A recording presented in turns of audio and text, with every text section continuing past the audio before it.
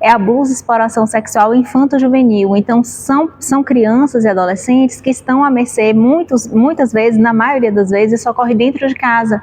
Então elas estão à mercê das suas famílias.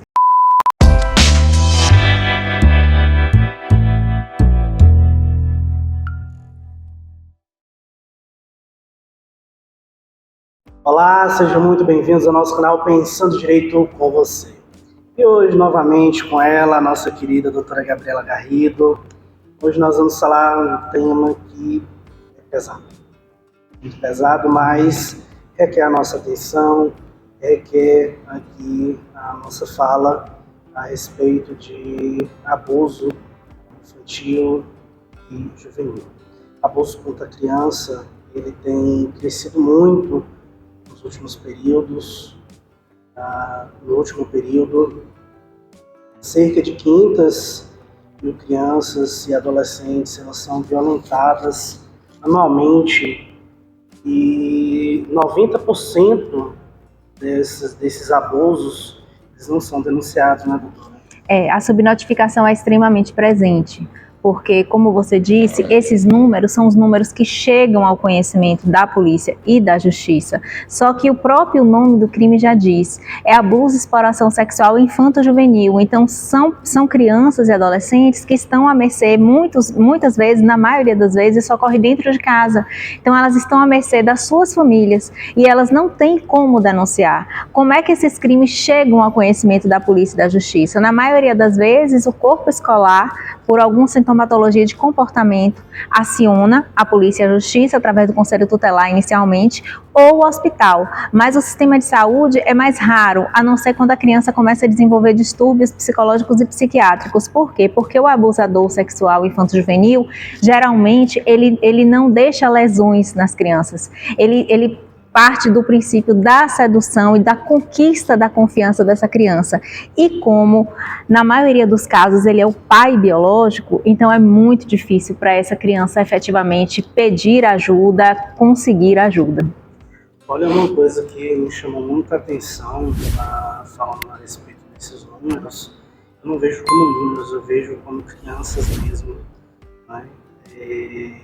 Foram em 2018, em Fórum de Segurança Nacional no estado de São Paulo, um número que foi assim surpreendente. Eu queria deixar aqui para vocês, foi um número de 181 casos por dia, 7,5 a cada hora. Eu acho que o ano passado, Glauber, ainda foi maior. Saiu o Anuário Brasileiro de Segurança Pública ano passado, eu não tenho os números de cor, porque são muitos números, mas eu sei, por exemplo, que 85% dos estupros registrados eram de crianças abaixo de 13 anos. Né? Eu sei que o Brasil é o segundo país no mundo, perdendo apenas para a Tailândia, em exploração sexual infanto-juvenil, ou seja, em comércio de sexo e pornografia com crianças e adolescentes. Então, assim, isso é um dado muito triste, que reflete muito da nossa cultura patriarcal e machista, onde a mulher é valorizada pela idade. Quanto mais nova, mais o homem é insensado por estar com a mulher cada vez mais jovem. A gente vê isso na cultura, a gente vê isso nas músicas, né? Quando as músicas falam das novinhas, a sexualização muito precoce dessas meninas que pulam etapas de suas vidas. As próprias músicas. Pois é. Então, assim, a gente está inserindo nessa cultura, a gente está normalizando com esse tipo de comportamento, esse tipo de crime, e a gente precisa combater isso com uma certa urgência. Doutora, a gente pode dizer acerca de um perfil desse abusador? A gente pode dizer mais ou menos. O que a gente pode dizer com bastante clareza, porque os dados atestam, é que o abusador, na maior parte das vezes, assim, na maioria esmagadora das vezes, mais de 90% das vezes, ele é conhecido da criança ou adolescente, ou conhecido ou familiar, certo? Quando familiar, o pai biológico, ele sai na frente, seguido pelo padrasto, e depois pelos demais parentes. E só lá no fim é que é um desconhecido. Então, para as nossas crianças e adolescentes, o perigo de abuso ele está dentro de casa. Aliás, como a violência que atinge as mulheres em todas as idades, o perigo para as mulheres, senhores, está dentro de casa. Tios, amigos. Sim. aquelas pessoas mais próximas que inspiram confiança da criança.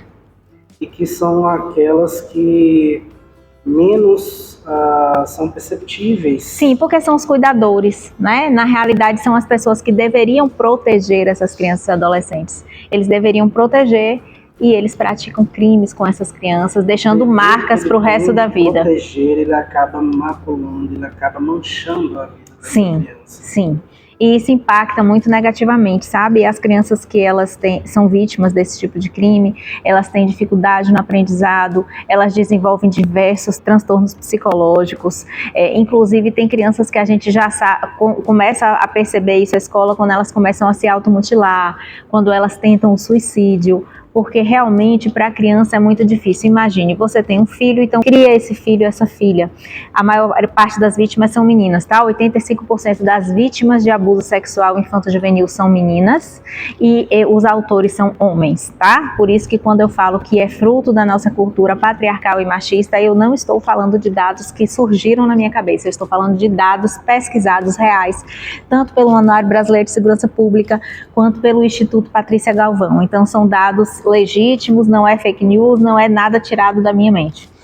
Então, o que é que acontece? Essa criança, ela cresce naquele ambiente e aquilo para ela é a forma que ela conhece de expressão do amor. Então, embora ela perceba, ela sinta um desconforto e que aquilo está, de certa forma, errado, equivocado, ela não tem essa consciência perfeita. Ela só vai tomar quando ela tem contato com outras crianças e outras famílias. E ela vê que os outros pais, os outros padrastos, eles não tratam as meninas assim. Ou então, quando ela fica maiorzinha e ela começa a ter um conhecimento mais de namoro, de paquera, e ela começa a ver que isso são relações voltadas para o apego sexual. Então, assim, isso faz com que as crianças tenham atraso no aprendizado, faz com que as crianças desenvolvam depressão infantil, com que elas tentem o suicídio muitas vezes, com que elas desenvolvam doenças autoimunes. Então, além de todos os problemas psicológicos e estruturais, a gente tem um problema de saúde pública também, e que impacta diretamente no aprendizado escolar dessas crianças. É um ato que vai para a vida. Sim. Vai para a vida dessa criança. E precisa de acompanhamento psicológico, assim, realmente muito atento e muito especializado. Hoje nós até estamos tratando um pouco mais a respeito disso, até nas escolas. É necessário. Mas ainda falta. Por que eu digo que é necessário, Glauber? Porque assim, eu vou em escolas. E às vezes a faixa etária das meninas é assim, no máximo 12, 13 anos, com as quais eu estou conversando. E todas as vezes, eu estou dizendo todas as vezes, eu não estou dizendo algumas vezes, todas as vezes que eu vou em uma escola, qualquer escola, tem pelo menos um caso que depois a menina me chama para conversar. Então assim, é realmente uma coisa real, perceptível, da gente entender que essas meninas, elas precisam ser informadas do que está acontecendo com elas, precisam ser desculpabilizadas, inclusive, para que elas tenham coragem de procurar algum adulto de referência, como geralmente ocorre na família, procurar uma coordenadora escolar, procurar uma professora mais próxima, procurar uma diretora que vai encaminhar o caso, porque geralmente essas meninas dessa idade, elas não vão sozinhas ao serviço de saúde, então elas têm medo, né? A não ser quando existe uma relação completa, porque para existir o estupro não é necessário uma relação completa, é muito importante também que os pais saibam disso, tá? O estupro de vulnerável, ele não exige que a relação tenha especificamente penetração. Então, assim, é importante que as pessoas conheçam isso. E quando chega nesse ponto, aí sim, como o corpo da menina ainda não está preparado para esse tipo de ato, principalmente com um adulto, pode deixar lesões físicas e aí procurar o serviço de saúde. Mas é realmente um problema muito sério, assim, e é muito vergonhoso os números que o Brasil ostenta em todos os tipos de violência contra a mulher, mas contra as suas meninas é mais vergonhoso ainda. Doutora, quando a gente vê essa criança, ela é abusada, ela é violada, todos os seus aspectos, há muito receio ela denunciar isso, ela falar para alguém. É claro, porque se o adulto de referência dela que está fazendo isso com ela, como ela vai confiar? Essa confiança ela foi quebrada no local que deveria existir mais confiança, que é a família. Então, obviamente, essa criança ela já traz em si problemas psicológicos, né? Problemas com relação à sua afetividade, com relação à confiança no adulto de referência. Ela se sente descuidada por esse adulto. Muitas vezes não é culpa do outro cuidador, assim, muitas mães elas se posicionam do lado das suas filhas, mas muitas mães também se posicionam contra. Elas entendem a filha como uma concorrente, como se a filha, criança e adolescente, fosse capaz de influir na vontade de um homem adulto. O que é isso? É a visão machista, estrutural, na qual nós mulheres também somos criadas e isso permeia a nossa vida e os nossos conceitos. Então a gente precisa efetivamente combater isso ativamente. Então, o que nós temos hoje de atuação do Estado voltado para isso? Aqui em Vitória da Conquista a gente tem uma cidade modelo em Norte e Nordeste, porque nós somos a única cidade, inclusive nós somos estudados por outros locais, que nós temos o complexo de escuta protegido, onde as crianças elas são ouvidas apenas uma vez pelo profissional adequado, elas ficam numa sala, a delegada, o promotor, a juíza, o defensor público. Em outra sala separada fica a criança. Eu, inclusive, aconselho até que você faça uma visita lá, procure a doutora Rosa, que é a delegada responsável, e faça uma visita e mostre, pelo menos no Instagram, para as pessoas conhecerem o complexo de escuta, que é um aparelho muito interessante. E a criança ela não precisa ser ouvida mais de uma vez, como era antes, que ela era ouvida na delegacia, e um tempo depois, quando ela já estava se recuperando, ela era ouvida novamente em audiência, e aí depois pode ser ouvida novamente. Isso não acontece mais, ela é ouvida apenas uma vez, e isso diminui a revitimização. Essa criança também nesse local, assim como a sua família, ela vai ser acompanhada por um corpo de profissionais, inclusive com apoio psicológico e acompanhamento psicológico, para que se minimize os efeitos desse crime na vida dessa criança. Na visão da senhora, o que pode ser feito para proibir esse tipo de ação? Olha, a gente precisa educar os nossos filhos, dando também a eles educação sexual, gente. E educação sexual, pais, por favor, compreendam, não é ensinar as crianças e adolescentes a fazerem sexo, muito antes o contrário, é você dar informação de qualidade para que as crianças saibam que o corpo delas é delas, para que elas entendam que outros adultos devem respeitar o corpo delas. E quando a família não tem esse preparo, muitas famílias não têm, porque, como eu disse, assim, a gente vive numa sociedade estruturalmente machista.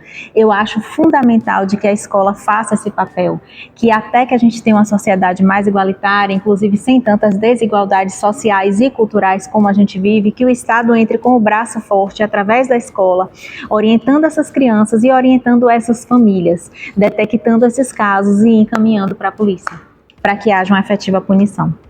Pronto, então, até aqui nós tivemos uma boa explanação sobre o assunto.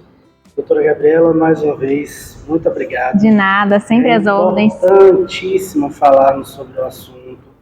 E muito bom, um prazer, um privilégio poder Igualmente. tê-la aqui, viu? Tá. O canal Pensando Direito agradece mais uma vez a sua presença e a sua companhia aqui conosco. Obrigada, Glauber. Espero que seja apenas só mais uma, tá? Tá bom. Tchau, gente. Obrigada pela atenção. Estamos por aqui. Grande abraço.